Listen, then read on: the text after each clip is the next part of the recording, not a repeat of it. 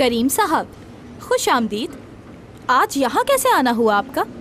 कोई खास काम तो नहीं आपको? बहुत हो गया बस एपिक, ऐसा क्यों कर रही हो तुम मेरे साथ?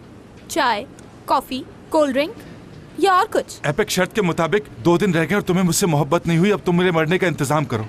भाई मैं क्यों तुम्हारे कफन दफन का इंतजाम करने लग गई? मेरी अपनी लाइफ है, जवान हूँ, खूबसूरत हूँ। अभी मैं मरने वाला खुद कर ले इंतजाम।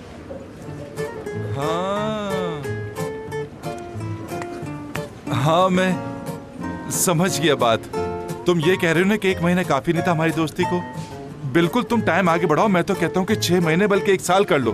बिल्कुल ठीक सोचा, ऐसा ही करो। 1 साल के बाद तो खुद ही हाँ हो जाएगी। ऐसा कुछ नहीं होने वाला करीम।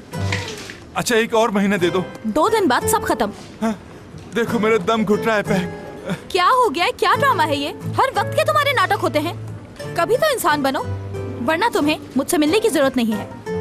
ये तो कभी नहीं हो सकता। अगर हो गया तो खुदकुशी कर लूंगा।